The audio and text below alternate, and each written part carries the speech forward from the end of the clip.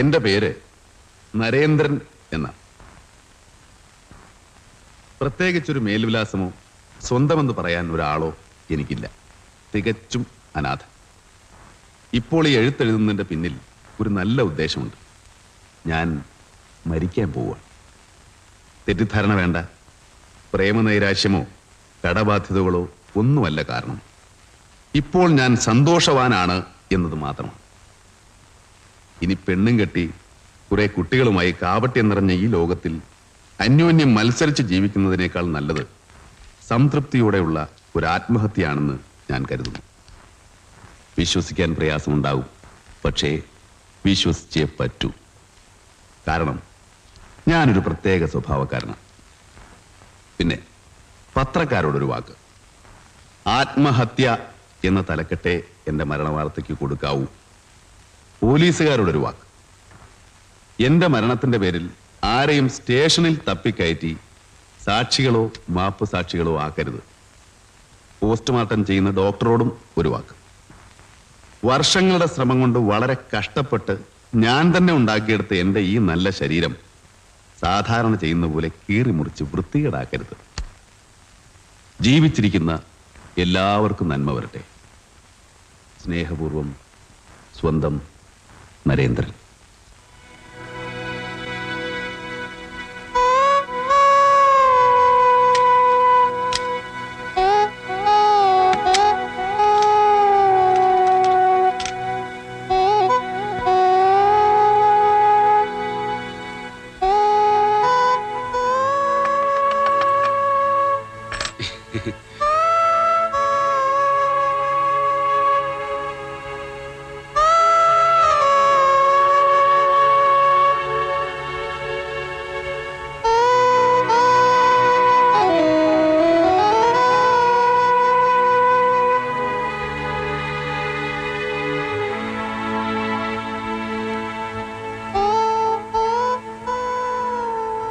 സാറേ, സാർ, അടുത്ത വണ്ടി എപ്പോഴാ?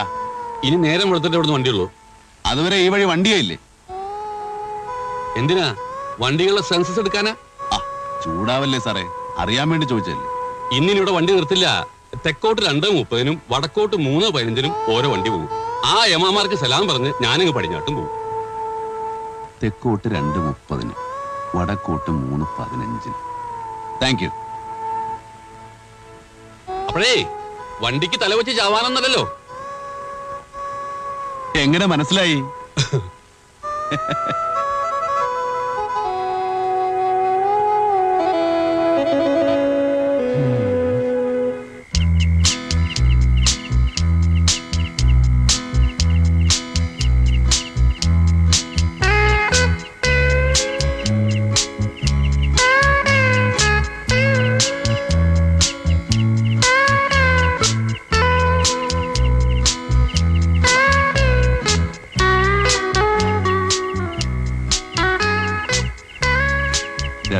ന് തെക്കോട്ട്. അവൻ തന്നെ ആയിക്കൊള്ളട്ടെ അന്തകൻ.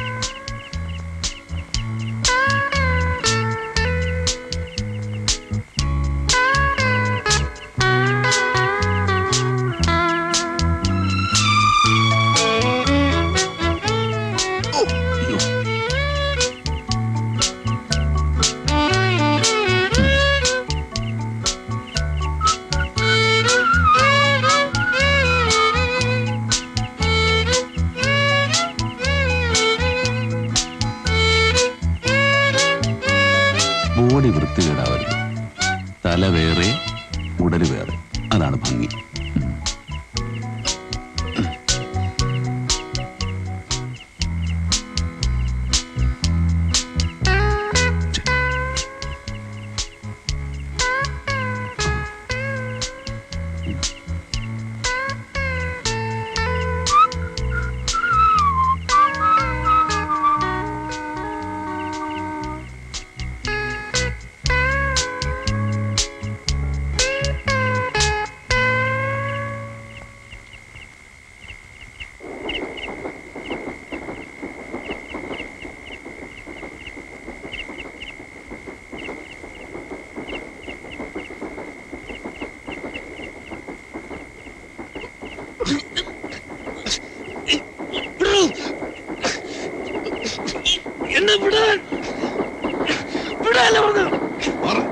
മരിക്കണം. വിട്.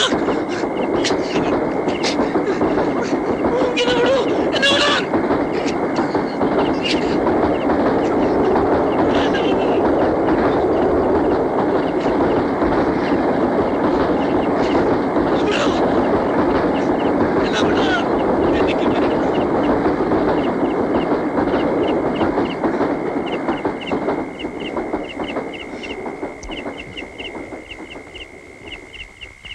മനുഷ്യനെ മരിക്കാനേ സമ്മതിക്കില്ലേ? നിങ്ങൾ ആരാണ് മിസ്റ്റർ? നിങ്ങൾ എന്തിനാ എന്നെ പിടിച്ച് മാറ്റിയത്? തനിക്ക് മരിക്കല്ലേ വേണ്ടു. 3:15 വടക്കോട്ട് ഒരു ട്രെയിനുണ്ട്. അതിനാകാം ഞാനും മരിക്കാൻ വന്നതാ. അതേ സ്നേഹിത, ദാ അപ്പുറത്ത് കിടന്നുകൊണ്ട് വണ്ടി ഒന്ന് നോക്കിയതാ. അപ്പോഴാ നിങ്ങളെ കണ്ടു. സത്യം പറഞ്ഞാൽ ആത്മഹത്യ ചെയ്യാനാണ് വന്നതെന്നുള്ള കാര്യം ഞാനങ്ങ് മറന്നുപോയി ടെൻഷനിൽ. നിങ്ങൾ ഇവിടെ കിടക്കുന്നത് എന്തിനാണെന്നറിയാതെ ഞാൻ എങ്ങനെ മനസമാധാനത്തോടെ മരിക്കും? അല്ല പറ. പോലെ പോലെ നിക്ക് പറയട്ടെ. 3:15 വടക്കോട്ട് ഒരു ട്രെയിനുണ്ട്. അതുവരെ നമുക്ക് സംസാരിച്ചിരിക്കാം. എന്നിട്ട് വണ്ടി വരാറാവുമ്പോ ട്രാക്കിൽ കയറി കിടന്ന് സുഖമായിട്ട് മരിക്കാം. പേര് പറഞ്ഞില്ലല്ലോ. എന്റെ പേര് നരേന്ദ്രൻ. അല്ല, ഞാൻ ഇപ്പോഴാ ശ്രദ്ധിച്ചത്. എന്താ ദേഹത്തൊക്കെ ചോര? എന്തെങ്കിലുമൊക്കെ പറഞ്ഞങ്ങാതി. അടുത്ത ട്രെയിൻ വരാൻ ഇനി അധികം സമയമില്ല. ജീവിച്ചിരിക്കുന്ന ബാക്കിയുള്ള നിമിഷങ്ങൾ വെറുതെ കളയുന്ന എന്തിനാ? ഒരു തീരുമാനം എടുക്കാനേ ബുദ്ധിമുട്ടുള്ളൂ. നമ്മൾ രണ്ടുപേരും തീരുമാനം എടുത്തു കഴിഞ്ഞു. പിന്നെന്താ പറയും? നിങ്ങൾ എന്തിനാ മരിക്കാൻ തീരുമാനിച്ചത്? നിങ്ങൾ എന്തിനാ മരിക്കാൻ തീരുമാനിച്ചത്? സിമ്പിൾ. എനിക്ക് ജീവിച്ച് മതിയായി. ഒരുപാട് അനുഭവങ്ങളിലൂടെ ദാ ഇവിടെ വരെ എത്തി. ഇപ്പൊ ഞാൻ സന്തുഷ്ടനാണ്. ഇനി കുറെ കാലം കൂടെ ജീവിച്ച് ഭൂമിക്ക് ഒരു ഭാരമാകുന്നതിനേക്കാൾ നല്ലത് സന്തോഷമായിട്ട് മരിക്കുകയാണെന്ന് തോന്നി. സ്വരം നന്നായിരിക്കുമ്പോഴേ പാട്ട് നിർത്തുക എന്ന് കേട്ടിട്ടില്ലേ? സ്നേഹിക്കാനോ കാത്തിരിക്കാനോ ആരുമില്ല. മരിച്ചാലൊന്ന് കരയാൻ പോലും ആളില്ല. എനിക്ക് ജീവിച്ച് മതിയായിട്ടില്ല. സ്നേഹിക്കാനും കാത്തിരിക്കാൻ ആളുകളുണ്ട്. അവർക്ക് ഞാനല്ലാതെ മറ്റാരുമില്ല. പക്ഷേ എനിക്ക് മരിച്ചേ പറ്റൂ. മനസ്സിലായില്ല? ഞാനൊരാളെ കൊന്നിട്ട് വന്നിരിക്കുക. നാളെ നേരം വെളുക്കുമ്പോ എല്ലാവരും ഇതറിയും. ഞാൻ ജനിച്ചു വളർന്ന നാട്ടിലൂടെ എന്റെ അച്ഛനമ്മമാരുടെ മുമ്പിലൂടെ എന്നെ പോലീസ് വിലങ്ങണീച്ച് നടത്തും. അത് സഹിക്കാനുള്ള ശക്തി എനിക്കില്ല. മരിക്കണം, മരിച്ചേ പറ്റൂ. വ്യക്തമായി പറയൂ, എന്താണ് സംഭവിച്ചത്?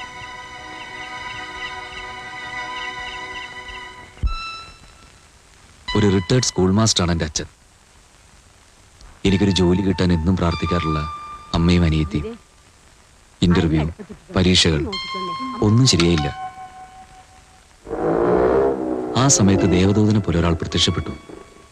ഡേവിഡ്. നമസ്കാരം. അയാൾ അച്ഛൻ്റെ ഒരു പരിചയക്കാരനായിരുന്നു. നീ ഡേവിഡിനെ അറിയില്ലേ? അറിയാം. ജോലിയൊന്നും ആയില്ലല്ലേ? ഇല്ല. ഞാനൊരു ജോലി ശരിപ്പെടുത്തി തന്നാൽ സ്വീകരിക്കാൻ തയ്യാറാണ്. എനിക്കൊരു ജോലി ശരിയാക്കി തരാമെന്ന് അയാളെ ഏറ്റു. പക്ഷെ ഒരു കണ്ടീഷൻ. ഒരു ചിട്ടി കമ്പനിയിൽ മാനേജർ. ജോലി കിട്ടണമെങ്കിൽ പക്ഷെ 1 ലക്ഷം രൂപ ഡെപ്പോസിറ്റ് ചെയ്യണം. കുറെ നിക്ഷേപകരെ സംഘടിപ്പിച്ചു കൊടുക്കുകയും വേണം. പലതും പറഞ്ഞ് ഞങ്ങളെ അയാൾ വിശ്വസിപ്പിച്ചു. 1 ലക്ഷം. നിങ്ങൾ ആരും അതോർത്ത് ബുദ്ധിമുട്ടൊന്നുമില്ല. എനിക്കത് വിധിച്ചിട്ടില്ലെന്ന് ഞാൻ കരുതിക്കൊള്ളാം. എന്നാലും മോനെ, നിനക്കൊരു ജോലിക്ക് വേണ്ടിയല്ലേ? അങ്ങനെ കരം ചോദിച്ചാലും അച്ഛാ 1 ലക്ഷം രൂപ ഇക്കാലത്ത് ആരും തരില്ല. തന്നാൽ നമുക്ക് എങ്ങനെ തിരിച്ചു കൊടുക്കാൻ പറ്റും? ചേട്ടൻ വിഷമിക്കണ്ട, ഇതുകൊണ്ട് വിറ്റോളൂ. കടം വാങ്ങിയും അനിയത്തിയുടെ ആഭരണങ്ങൾ വിറ്റും പണമുണ്ടാക്കി. പരിചയമുള്ള പലരെയും ചെന്ന് കണ്ട് നിർബന്ധിച്ച് RK ചിറ്റ് ഫണ്ടിൽ നിക്ഷേപകരാക്കി. ഒരു ജോലി കിട്ടിയാൽ കുടുംബം രക്ഷപ്പെടുമല്ലോ എന്ന ആശ്വാസമായിരുന്നു ഞങ്ങൾക്ക്. വളരെ ബുദ്ധിമുട്ടുണ്ടാക്കി കാക്കാണിത്. അത് പിന്നെ എനിക്ക് അറിഞ്ഞുകൂടെ? എന്തായാലും ഒരു ജോലി കിട്ടിയില്ലേ?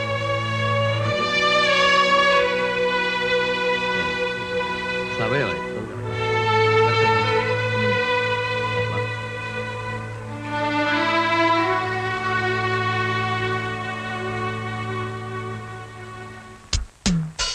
RK നമ്പ്യാർ എന്ന മാനേജിംഗ് ഡയറക്ടർ. ആ വഞ്ചകന്റെ ദല്ലാളാണ് ഡേവിഡ് എന്ന് അന്ന് എനിക്കറിയില്ലായിരുന്നു. വായിച്ചു നോക്കാനൊന്നുമില്ല. ഒപ്പിട.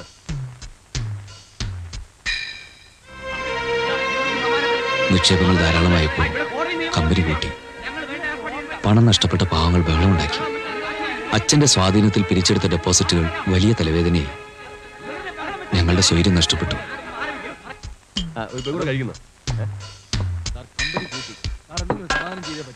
എന്തിന്? ഇപ്പൊ ഞാൻ എന്ത് ചെയ്യാനാ? നിങ്ങൾ എന്ത് ചെയ്യണമെന്ന് വെച്ചാൽ നിങ്ങളല്ലേ സമാധാനം പറയുന്നത് മിസ്റ്റർ. നിങ്ങൾ എംഡിയോട് പോയി ചോദിക്കണം മിസ്റ്റർ. എംഡിയോട് ചെന്ന് ചോദിച്ചാൽ പറയും നിങ്ങൾ ചെന്ന് കാണാം. നിങ്ങൾ ചെന്ന് കാണുമ്പോൾ പറയും എംഡിയെ ചെന്ന് കാണാം. ഞാനിപ്പോ എന്താ ചെയ്യേണ്ടത്? നിങ്ങൾ പോലീസ് സ്റ്റേഷനിൽ പോയി കംപ്ലൈന്റ് ചെയ്യും. ആർ കെ നമ്പ്യാർ കോടതിയിൽ IT ഫയൽ ചെയ്തു. നിങ്ങൾ എന്തിനാ സമാധാനം ഡേവിഡ് കൂടി ഒഴിഞ്ഞു മാറാൻ നോക്കിയപ്പോ നിൽക്കക്കള്ളിയില്ലാതായി. എല്ലാം എനിക്ക് വേണ്ടിയായിരുന്നു എന്ന ചിന്ത എന്റെ മനസ്സമാധാനം നഷ്ടപ്പെടുത്തി. അങ്ങനെ ഇരിക്കും ഒരു ദിവസം ഡേവിഡ് എന്റെ മുമ്പിൽ വന്ന് വിട്ടു. ജോലി നോക്കി പോടാ.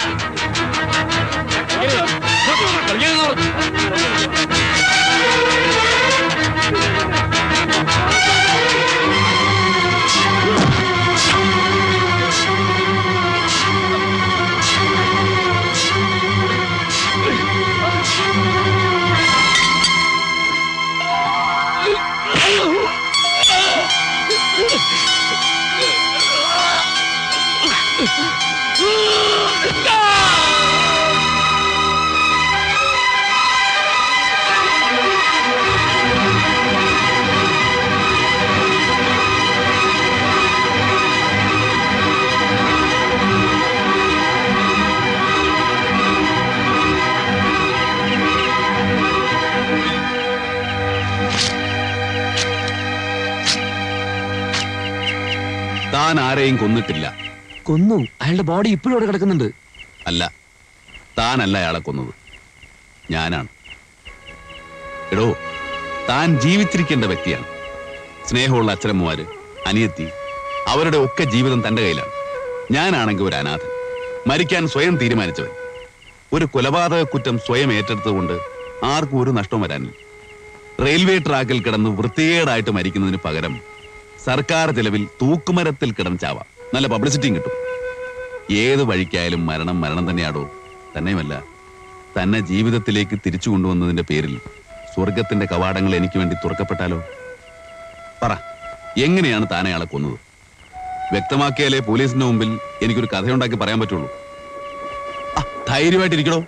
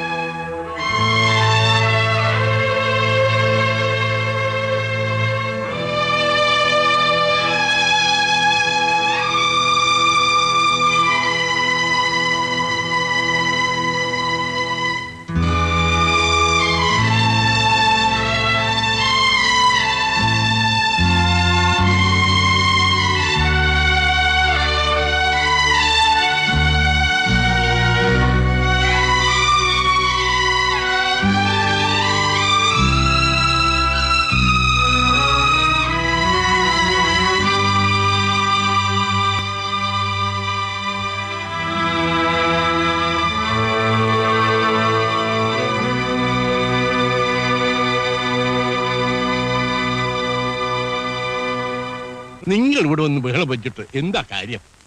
ആ ചിട്ടി കമ്പനിയിൽ പണം ഡെപ്പോസിറ്റ് ചെയ്യണമെന്ന് ഞാനും കൂടി നിർബന്ധിച്ചു. അത് സത്യമാണ്. പക്ഷെ ഇങ്ങനെയൊക്കെ സംഭവിക്കുമെന്ന് ആരെങ്കിലും അറിഞ്ഞോ? നിങ്ങളും നിങ്ങളുടെ മോനും ചേർന്നാ ഞങ്ങളെ ഈ അബദ്ധത്തിൽപ്പെടുത്തിയത്. മനുഷ്യ, നിങ്ങളെക്കാൾ വലിയ അബദ്ധത്തിലാണ് ഞങ്ങൾ പെട്ടത്. അവന് ഒരു ജോലി ആകുമല്ലോ എന്ന് വിചാരിച്ച് എന്റെ കയ്യിലുണ്ടായിരുന്നതും കടം വാങ്ങിച്ചതും ഒക്കെ അവിടെ കൊണ്ടിട്ടു. എന്റെ മോളുടെ കല്യാണത്തിന് കരുതിയിരുന്ന ആഭരണങ്ങൾ വരെ വിറ്റു. മാനക്കേട് വേറെ. ഞങ്ങൾക്കതൊന്നും അറിയണ്ട. നിക്ഷേപിക്കുന്ന പണത്തിന് പരിപൂർണ സുരക്ഷിതത്വം ഉണ്ടെന്ന് പറഞ്ഞ് ഞങ്ങളെ വിശ്വസിപ്പിച്ചത് നിങ്ങളുടെ മോനാ. എവിടെ അവൻ? വിളിക്കാവനെ. അവനോട് ഇല്ല. തൽക്കാലം നിങ്ങളൊന്ന് പോ. എങ്ങോട്ട് പോകാൻ? കമ്പനി പൂട്ടി.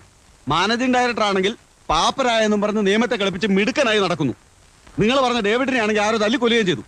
നിങ്ങളോടല്ല പിന്നെ ഞങ്ങൾ ആരോട് ചോദിക്കാനാ? നിങ്ങളുടെയൊക്കെ പണം പെട്ടിയിൽ വെച്ച് പൂട്ടി അതും തലയ്ക്ക് വെച്ചോണ്ട് ഞാൻ കിടന്ന് ഉറങ്ങുന്നത്. തരാൻ മനസ്സില്ലെങ്കിലോ? അച്ഛനൊന്നും ഉണ്ടായിരുന്നേ. ഇവരൊക്കെ എന്ത് ചെയ്യുന്ന കാണല്ലോ. ഇത്രയും കാലം മര്യാദയ്ക്ക് സംസാരിച്ചോണ്ട് അവനൊക്കെ തലയിൽ കയറുന്നത്. പണം മുഴുവൻ തട്ടിയെടുത്ത് MD-ക്ക് സംരക്ഷണം നൽകാൻ പോലീസും പട്ടാളവും. പാപ്പരാണെന്നുള്ള ദയ വേറെയും. ഇവർക്ക് കുതിര കയറാൻ എന്നെ പോലുള്ളവർ കിട്ടൂ. പോവാൻ പറച്ച.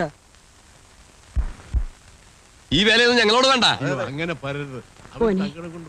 അമ്മയ്ക്ക് ഒരു സമാധാനമില്ല. എനിക്ക് സമാധാനം കുറച്ച് കൂടുതലുണ്ട്.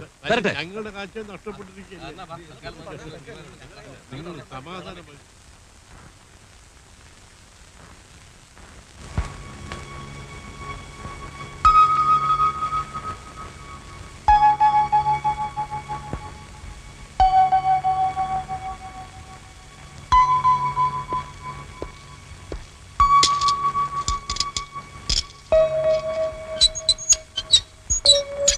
വരൂ.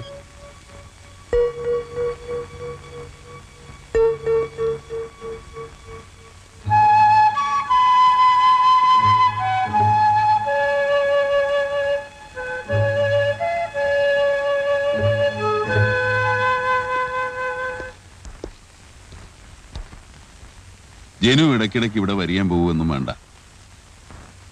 താൻ പറയാൻ പോകുന്നത് എന്താണെന്ന് എനിക്കറിയാം. മനസ്സ് നിറയെ കുറ്റബോധമുണ്ട്. കിടന്നിട്ട് ഉറക്കം വരുന്നില്ല. ഇതൊക്കെ അല്ലേ എന്റെ ലൈൻ. ഞാൻ നേരത്തെ വ്യക്തമായി കഴിഞ്ഞു. എനിക്ക് ഒരു വിഷമവും ഇല്ല. പിന്നെ ഒരു ദുഃഖമുണ്ട്. വധശിക്ഷ ഒത്തു കിട്ടിയില്ല. അത് ജീവപര്യന്തമായി കുറഞ്ഞുപോയി. സാരമില്ല. ചിത്രഗുപ്തന്റെ കണക്ക് പുസ്തകത്തിൽ എന്റെ പേര് വളരെ താഴെയായിരിക്കാം. ഒക്കെ ഒരു തമാശയായിട്ട് എടുത്താൽ മതി. തമാശ ഏറ്റെടുക്കാൻ എനിക്ക് കഴിയണ്ടേ? നിയമത്തിന്റെ നാട്ടുകാരുടെ മുമ്പിൽ നിന്ന് ഞാൻ രക്ഷപ്പെട്ടിരിക്കാം. പക്ഷെ എന്റെ മനസാക്ഷിയുടെ മുമ്പിൽ നിന്ന് എനിക്ക് എങ്ങനെ രക്ഷപ്പെടാൻ കഴിയും? മനസാക്ഷി, അതിനൊക്കെ എന്താ ഇവിടെ ഒരു വിലയുള്ളൂ? ഞാൻ എല്ലാം തുറന്നു പറയാൻ പോവാ. വരുന്ന എന്തും വരട്ടെ. അനുഭവിക്കാൻ ഞാൻ ഒരുക്കുക. ജനു, മനസ്സ് അസ്വസ്ഥമാകുമ്പോൾ ചിന്തകളൊക്കെ തകരാറിലാവും. അതനുസരിച്ച് പ്രവർത്തിക്കാൻ തുടങ്ങിയാൽ അപകടം കൂടുകയുള്ളൂ. നീ എന്ന് പറഞ്ഞില്ലേ, വയസ്സായ അച്ഛനമ്മമാര്, കല്യാണപ്രായമായ അനിയത്തി, അവർക്കൊക്കെ നീയല്ലേ ഉള്ളൂ. എന്നെക്കുറിച്ച് ഓർക്കുന്നതിന് പകരം നീ അവരെ പറ്റി ആലോചിക്കും. എനിക്ക് നഷ്ടപ്പെടാൻ എന്താ ഉള്ളൂ? മുകളിൽ ആകാശം, താഴെ ഭൂമി. അതിനിടയ്ക്ക് അപൂർവമായിട്ട് ഈ ഒരു ജന്മം. പുറത്തെ സ്വാതന്ത്ര്യത്തെക്കാൾ സുഖമുണ്ട് ഇവിടെ. പുതിയ ആളുകൾ, പുതിയ അനുഭവങ്ങൾ. പക്ഷെ മനസ്സ് നീറി ഞാൻ എത്ര നാളിങ്ങനെ ജീവിക്കും? അതുകൊണ്ടാ പറഞ്ഞ ഇങ്ങോട്ട് വരണ്ടെന്ന്. കാണാതിരിക്കുമ്പോ പതുക്കെ പതുക്കെ മറക്കാൻ കഴിയും. മനസ്സും ശാന്തമാവും.